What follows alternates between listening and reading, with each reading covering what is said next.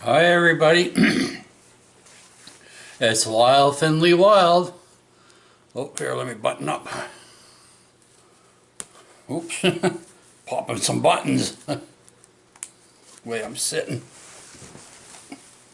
Oh, well, so what did you think of that video earlier? Huh? Well, that's a true story. So I told you as I'd talk about somebody. Oh, here, let's put these pens. I'm worried about those pens exploding in my pocket. Yeah, so we'll talk about some the artists there. Yeah, okay, well,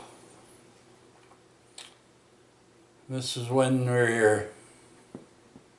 we were traveling from Vancouver to Calgary, and then Calgary, Edmonton, and Edmonton, Saskatchewan, Manitoba to Toronto. Anyways, along my journey, along my trip with my little bear, right, we stopped at Revelstoke, right, and he gave me the money, and I was to go pay for the bill and that, and so I go up to the counter. Here I am, young kid, like they knew me, right, at the Husky truck stop. They knew, as soon as they seen me and my dad's truck pull in, they knew, we pay cash, we're good, So we pull up and fuel up and all that in Revelstoke, and next thing you know, I'm waiting in line. There's two other people, and it's just at the beginning of tourist season, So I'm waiting in line. There's this big bus, and it's got some guy, Tom something, on the back, Oh, Jesus. People are just like, yeah, they're all just going goo-goo for this guy. And they go, what the heck's up with this guy? Right, must be something. Well, yeah, I guess he wanted to go to the restaurant there or whatever, and anyways, this guy walks in, You know, I'm shooting the breeze with him and all that, and he says he's a musician. And I said, oh, right on. He says, well, you haven't heard of me? I says, no, Tom Cochran. I said, oh, yeah. Mm-hmm. Sure, you're a musician. Yeah, I was in my head at the time, I'm a teenage. I'm in my teens, I'm thinking in my head, yeah, you're a musician, you're riding in a big bus, And you're going to some big concert and all that. You're a big timer, I'm thinking in my head, Yeah, okay, yeah. So I'm just playing along with this guy, right? And he says, you don't believe me, do you? I said, no. I said, and I didn't say that. I said, yeah, I said, well, you come out to my bus there and I'll give you a cassette. Because at the time there was no, there was no such thing as the CDs, right?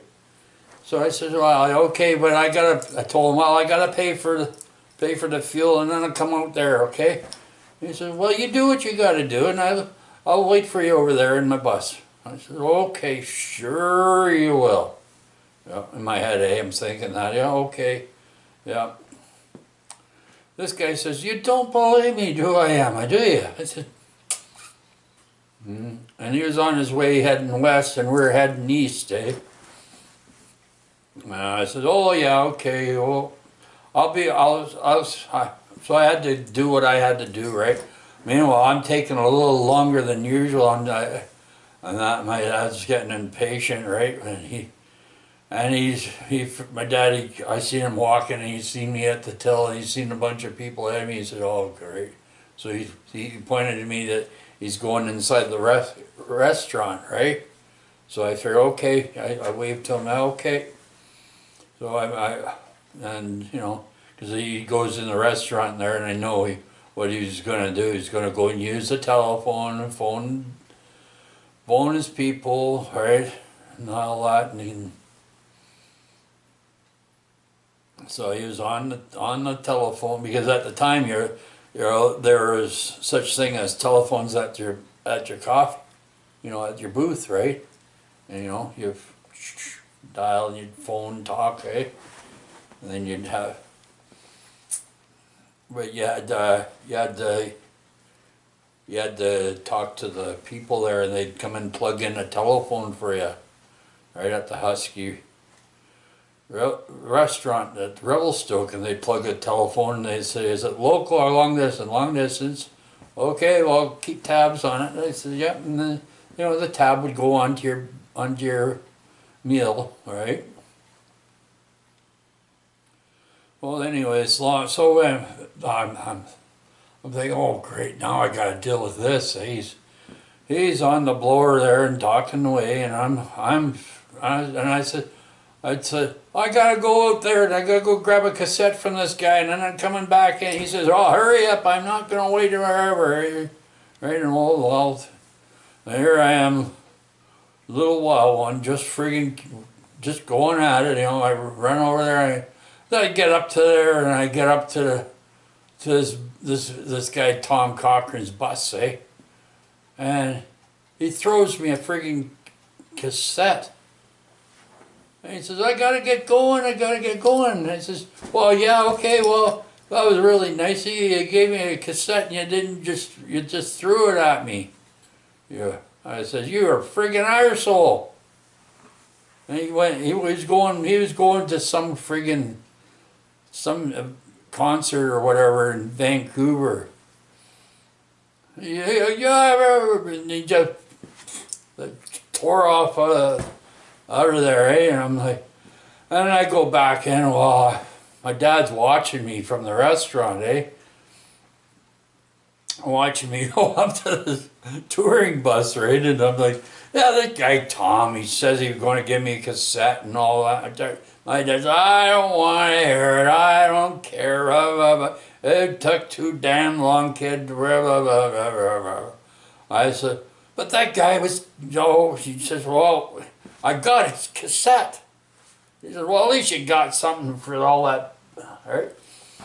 And I go back. I said, "Oh, I gotta use the washroom." He was on the blower. He was talking, and he was having a coffee. He says, "You want me to order you something?" Yeah, I think I forget. He ordered me something. I forget, a drink or something. So I had I usually at the Revelstoke, I usually always had a milkshake all the time, A vanilla milkshake. That's what I always had there. I wouldn't really have much for meals there. I would always have a vanilla milkshake. I don't know why that was. But anyways, yeah. So Little Bear's kid, there I am. There's the kid. He's freaking going out of the wild. He's a wild one, all right. He's all over the place. So I go up and I told my dad I have to go. I gotta go use the bathroom and I gotta go freaking wash up. He says, "Oh, you go do what you gotta do. I'll meet you out at the truck." He said, "Okay." So I go there and I talk. This lady, she says, "You know who that guy was you're talking to for about 15, 20 minutes?" He says, "Nope, some artist," I said, "he gave me a cassette and he took off, And he was rude about it and all that, and he was an asshole." He says, "That's a famous artist. His name's..." I says, "Yeah, it's right on the side of his bus," I told her, She said, "No, you don't. You don't know who he is, do you?" I guess I left an impression on that guy too, But that's not his real name, That's his stage name, Tom Cochran, right? So anyways, out of all the cassette that he gave me, that's the only song that I ever liked on that was "Life is a Highway." That's the only song I liked, right? I didn't like any other songs that he was singing on there. So, and if I ever bump into that guy again, I'll tell him, I'll tell him. Well, I did one time, but I forgot to tell him, but I should have, when I bumped into him in Brandon, Manitoba. I should have told him, eh? But anyways, that was me when I was in my teens. All right? And yeah. So that's why I play that song, and reminds me of that time and that incident and that year. You know, that was back in the, you know, I don't want to be one of the, well, I am one of them old farts who say back in the day, eh? Yeah, that's just the way it is, eh? I'm just, I don't know, it's, I always try walking on that righteous path, thinking of, you know, maybe sometimes I try too hard and things, eh? But perseverance, you know, and anyways, but that's one of the musician artists that I've met in the years passed by. But and that cassette was, I was just very disappointed because I thought he was going to give it to me, but he threw it. Right? It really wasn't him who threw it at me. Neither. It was that freaking guy that was at his bus door. He threw it at me. Eh? He didn't give me no cassette. That guy himself, Tom Cochran. It was that guy that freaking at his bus door. He threw. Yeah. So he never really did give me a cassette, in all honesty. Because I'm sure he had boxes of those cassettes in his carriage. You know, that's how they make their money to keep their fuel going, eh? But anyways, that was then, this is now, and that was what I could reflect on, eh? And one day I'll tell you about that guy, Patio Lanterns. That was at the Lougheed Bar. And, oh, that's a long time ago. Oh, don't want to go there again. I don't want to remember that, but that was then. There's a guy in Edmonton, yeah, when I was younger and I did stage setup and that, and they hired me out at the Coliseum and that, and I was working there and that, and I argued with the musician. Oh yeah. Oh, I thought I was going to get fired, but I didn't. He says, I respect you, yeah, whatever. I still didn't give him his guitar, right? They had to wait until I was finished guarding it, and then the guy says, oh, the other guy that came back, he says, okay. So, and he was right away, he gave it to the guy I was arguing with for about a half an hour, whatever. Some Australian guy, eh? It was really, oh. But yeah, so, you want to know who that guy was? Eh? No, I'm not joking, I'm just not telling you no word of a lie. Right? What's the thunders? Oh, AC/DC, that guy Angus. He's an Australian guy, eh? He told me his real last name too. But anyways, yeah. Yeah, so very intelligent, but I wouldn't give him his guitars, not one of them. Even because that guy told me, you be careful, there's people that are lookalikes that look like the people that they're supposed to be and they're not. The only way you're going to tell if they're the real people if they have these. I said, really? Okay, so I waited.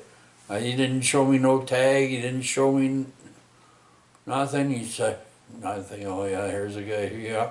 He's friggin'